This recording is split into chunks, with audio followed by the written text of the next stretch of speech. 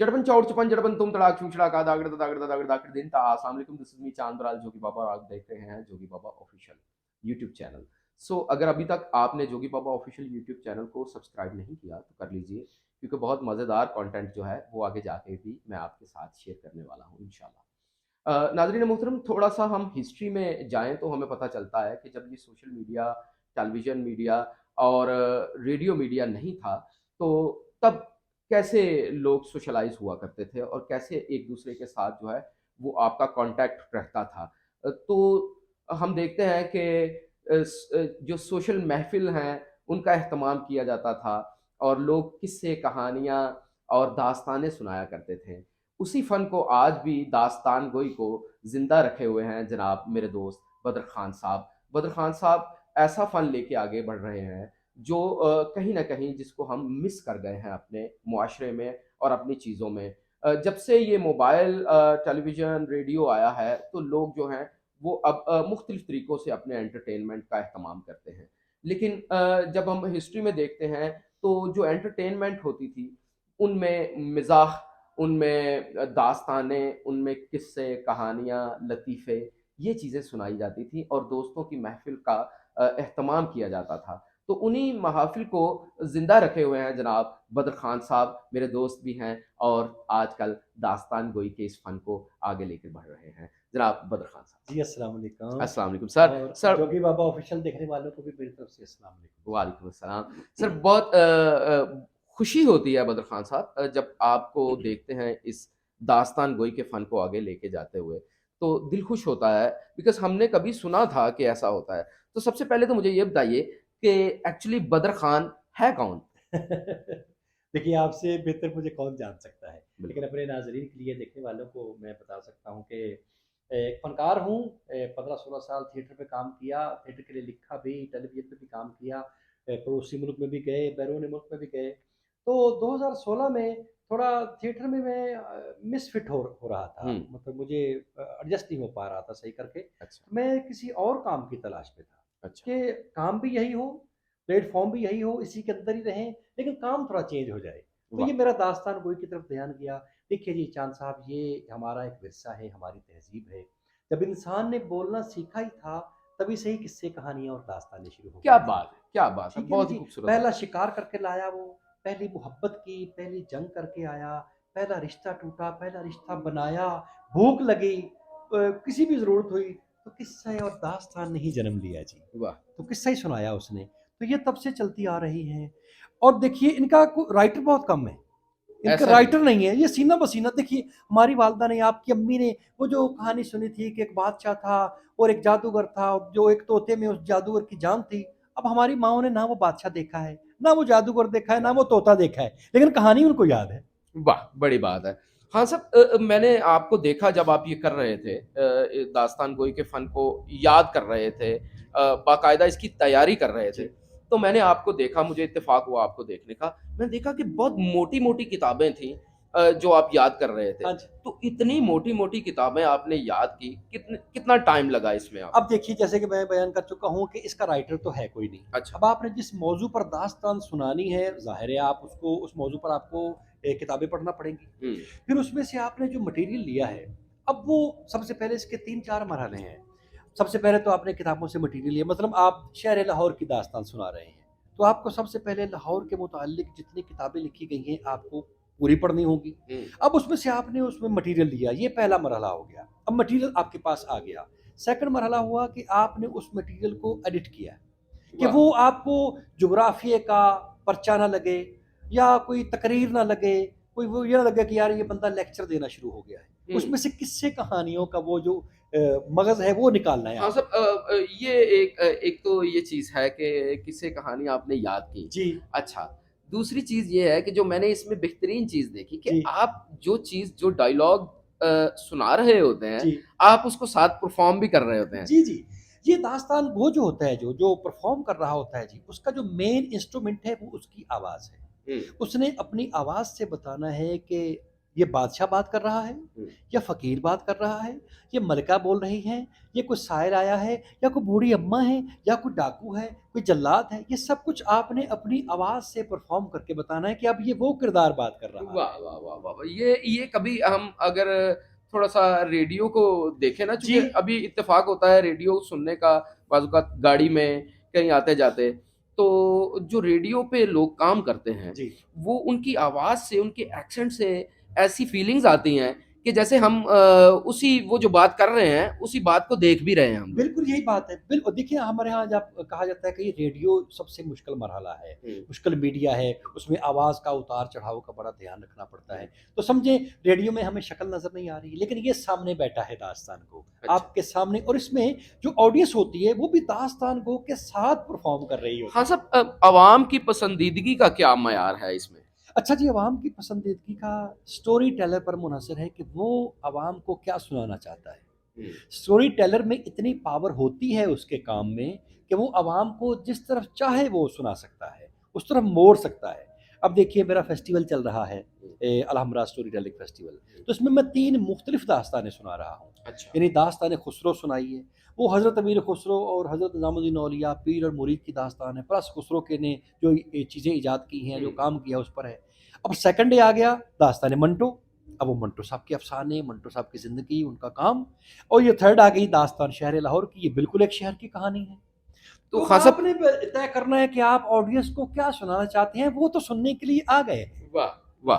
क्या बात है। तो हाँ साहब कितनी दास्तानें हैं जो आपको याद हैं? इस वक़्त जी मेरी 4 से 5 दास्तानें हैं जिनके रेगुलर शोज़ होते रहते हैं। उनमें दास्तान शहर लाहौर की, दास्तान खुसरो, दास्तान मंटो और आदाब में साहिर हूँ वाह! और अभी दास्तान फ़ैज़ पे काम कर रहा हूँ जी मैं।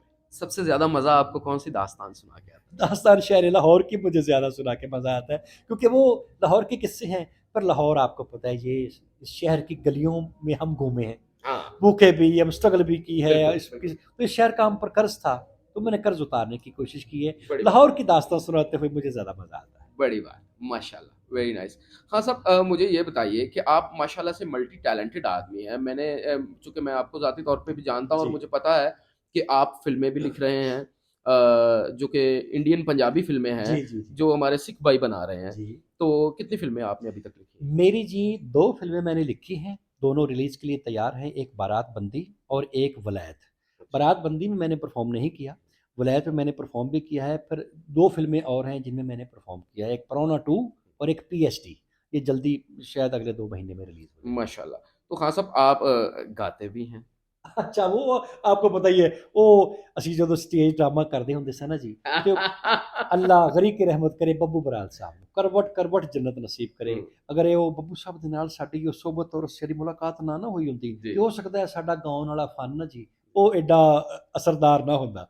ਉਹ ਪਹਿਲੇ ਡਰਾਮੇ 'ਚ ਹੀ ਨਾ ਜੀ, ਤੇ ਤੁਹਾਨੂੰ ਯਾਦ ਹੈ ਕਿ ਸਾਡੇ ਡਰਾਮੇ ਦੇ ਵਿੱਚ ਸਟੇਜ ਡਰਾਮੇ ਵਿੱਚ ਕਵਾਲੀ ਖ਼ਵਾਤੀਨ ਹਜ਼ਰਾਤ ਸਾਡੇ ਡਰਾਮੇ 'ਚ ਕਵਾਲੀ ਇੱਕ बिल्कुल। ਜ਼ਰੂਰੀ ਅੰਸਰ ਹੁੰਦਾ ਸੀ ਜਿਹੜਾ ਹੁਣ ਖਤਮ ਹੋ और ਗਿਆ ਹੈ। माशाल्लाह शौकी खान साहब और बब्बू बराल साहब के जी, दौर जी, में जी, जी। स्टेज की जो कव्वाली थी फिल्बदी, वो अपने अरूज पे थी। अपने अरूज पर थी जी, यानी कि ड्रामे की रिहर्सल अलहदा होती थी और कव्वाली की रिहर्सल अलहदा से होती थी, जो ड्रामे की सिचुएशन के हिसाब से होती थी। हुँ, तो अब कव्वाली में हम बैठते थे, तो एक बार मैंने भी अलहमरा 1 नंबर में ड्रामा था, तो मैंने भी एक बार आवाज़ लगा दी, तो बब्बू साहब ने इस तरह मेरी तरफ देखा, हुँ, कहते वेरी गुड और ₹50 मुझे बब्बू साहब ने इनायत किए, अरे वो वाह! पहली बार। अरे वो वाह! मेरे लिए समझे वो 5 करोड़ रुपए हैं। उसके बाद मैं झाका खुल गया, मैं अच्छा, कहा जी गावांगे।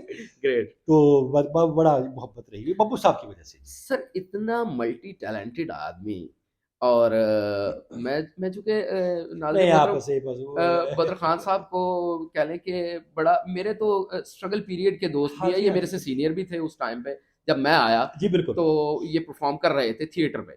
तो ऐसा था कि मुझे फिर पता चला कि बदर खान साहब का जो ताल्लुक है, वो एक ऐसे घराने से है जिसमें इमाम मस्जिद हैं। जी, इनके जी। वालिद साहब जो थे, जी। अल्लाह की रहमत करे उनको अ, मज़हबी घराने से ताल्लुक है जी मेरा। इमाम इमाम मस्जिद थे वो बिल्कुल सही। और बदर खान साहब तो खान साहब ये आप फिर ड्रामे वाले काम में कोई घर से कोई इस सर तरह जी की ये बातें देखें, ये मैं अपनी 7 नस्लों में अकेला आर्टिस्ट हूँ।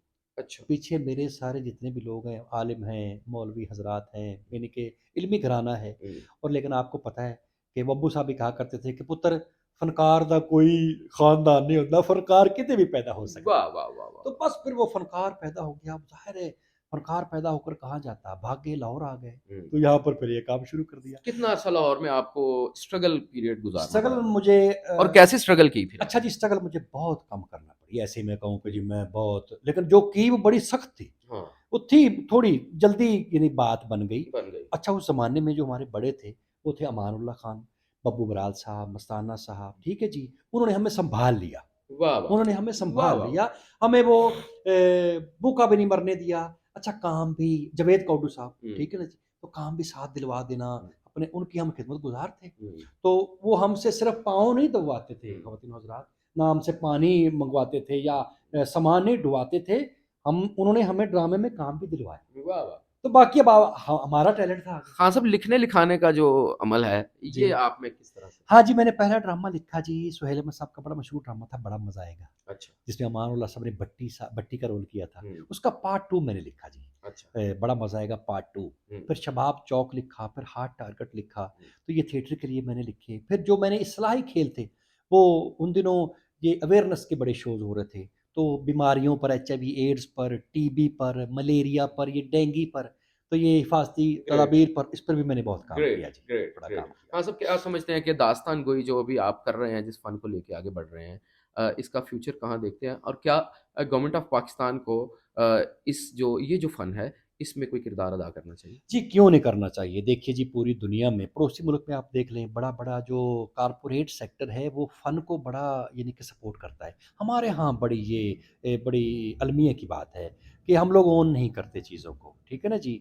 गवर्नमेंट को चाहिए, ये इदारों को चाहिए कि देखिए, पुराने ज़माने में बादशाहों के दरबारों में फ़नकार, शायर, अदीबों को रखने का रिवाज आम था, उनके वज़ीफ़े लगे और हुए मेरा थे। ख़्याल है उसकी वजह से इल्म व अदब का जो जी, सिलसिला था, वो कभी रुकता नहीं था। एक बात हालाँकि हमारे यहाँ लिटरेसी रेट जो है, जी, वो कदरे बहुत ज़्यादा कम है। बहुत कम है। और ये जो चीज़ें हैं नाज़रीन मोहतरम, ये जो फ़न बदर ख़ान साहब कर रहे हैं, ये यकीनन इल्म, अदब और आपकी तहज़ीब, सक़ाफ़त से रिलेटेड चीज़ें हैं। तो मेरा ख़्याल है कि देखिए जी, मैं तो ये कहना चाहूँगा कि जो फ़नकार और स्पोर्ट्समैन, जी। ये 2 ऐसे चेहरे होते हैं जो किसी भी मुआशरे के, किसी भी मुल्क की पहचान होते हैं। हुँ, आपके मुल्क का नाम किसी को आता हो, ना आता हो, लेकिन वो आपको ज़रूर कहेगा कि नुसरत फ़तेह अली खान, हैं जी? वाह! बिल्कुल ऐसे ही, बड़ा बिल्कुल, नाम लेंगे। बिल्कुल तो ऐसे ही, फ़नकार के नाम से फिर आपको पहचाना जाता है, बिल्कुल ऐसे ही। तो लोग जानते हैं। और मेरे ख़्याल में पाकिस्तान में आप वाहिद आदमी हैं, जो इस फ़न को लेके आगे बढ़ रहे हैं। हाँ जी, मैं कोशिश कर रहा हूँ कि मैं इस फ़न को आगे ले जाऊँ। लोग का और भी 1-2 लोग और काम कर रहे हैं, लेकिन वो साथ कुछ और भी काम करते हैं, मतलब उनकी और भी काम हो, लेकिन मैं सिर्फ़ दास्तान गोई पे काम कर रहा हूँ। Great, great. ख़ान साहब, हमारी दुआ है कि अल्लाह ताला आपको और ज़्यादा तरक्की दे, इज़्ज़त दे, शोहरत दे, कामयाबियाँ अता फ़रमाए और आप इसी तरह से इस फ़न की खिदमत करते रहें। थैंक यू वेरी आपका मच। बहुत शुक्रिया ख़ान साहब। Thank you. जाते-जाते कोई जोगी बाबा ऑफ़िशियल के लिए दाद किरदार अगर करना चाहें, तो कर दें, ठा करना चाहें तो? नहीं, आपका चैनल बहुत अच्छा है यार। पहले तो मैंने विज़िट नहीं किया, लेकिन देखिए अब आपने मेरा इंटरव्यू किया है, तो अब अब तो तो करना मैं पड़ेगा। ज़रूर देखूँगा। सब्सक्राइब भी करना पड़ेगा। सो गाइस, अगर आपको इसमें कोई बात अच्छी लगी है तो या बुरी लगी है, तो दोनों सूरतों में आप नीचे कमेंट सेक्शन में जाके लेकिन अपनी मैं राय आपके का चैनल इज़हार के कर सकते तवज्जुह हैं। से ये बात ज़रूर कहना चाहता हूँ कि चैनल को तो आप जोगी बाबा को सब्सक्राइब ज़रूर करें, बड़ा चलाक मुंडा जी है। ਇਹਨੇ ਤੁਹਾਨੂੰ ਬੜੀਆਂ ਜ਼ਬਰਦਸਤ ਚੀਜ਼ਾਂ ਦਿਖਾਣੀਆਂ ਨੇ, ਤੁਸੀਂ ਜਿਹੜੀਆਂ ਨਹੀਂ ਦੇਖੀਆਂ ਹੋਣਗੀਆਂ। ਦੂਸਰੇ ਚੈਨਲ ਤੇ ਤੁਸੀਂ ਦੇਖਦੇ ਰਹਿੰਦੇ ਹੋ, ਲੇਕਿਨ ਇੱਥੇ ਤੁਹਾਨੂੰ ਨਾ ਨਵੀਂ ਚੀਜ਼ ਦੇਖਣ ਨੂੰ ਹਾਂ ਮਿਲੇਗੀ। ਸਭ, ਮੈਂ ਇੱਕ ਇਹ ਵੀ ਤੁਹਾਨੂੰ ਜਾਂਦਿਆਂ ਦੱਸਾਂ ਕਿ ਦੇਖੋ, ਮੈਂ ਇੱਕ कॉमेडियन ਦੇ हवाले ਨਾਲ ਤੇ ਜਾਣਿਆ ਪਛਾਣਿਆ ਜਾਂਦਾ जी, ही है, जी। ठीक है? तो लेकिन कहीं न कहीं इंसान के अंदर कोई एक सीरियस आदमी भी होता है होता जी। है, तो मैं सर्वत्र जो अपने सीरियस नहीं चैनल है वो कॉमेडियन है ही नहीं। अच्छा, तो मैं अपने चैनल पे कुछ ऐसी चीज़ें पेश करना चाहता हूँ आवाम आवाम की खिदमत में, जो कह लें कि इन्फॉर्मेशन से रिलेटेड भी हों, जी। फनकारी से रिलेटेड भी हों और जो जोगी बाबा की आम लाइफ़ है, उसके हवाले से भी हों। सर बड़ी अच्छी बात है, बड़ा अच्छा आइडिया है, ज़रूर करें इसको। मेरी दुआ है कि अल्लाह सो इसमें गाइज़, बरकत दे। अगर जी। Thank you very much. Thank so you. Guys, अगर आपको चैनल पसंद आया है, बदर खान साहब की गुफ्तगू पसंद आई है, तो चैनल को सब्सक्राइब कीजिए, लाइक कीजिए, वीडियो को शेयर कीजिए अपने दोस्तों के साथ। अपना और अपने प्यारों का बहुत सारा ख्याल रखिए और हमेशा हँसते मुस्कुराते रहिए। धा त्रिगिड़ धा रहिए और कर दिन ता आ हाँ। रही है। पाकिस्तान ज़िंदाबाद।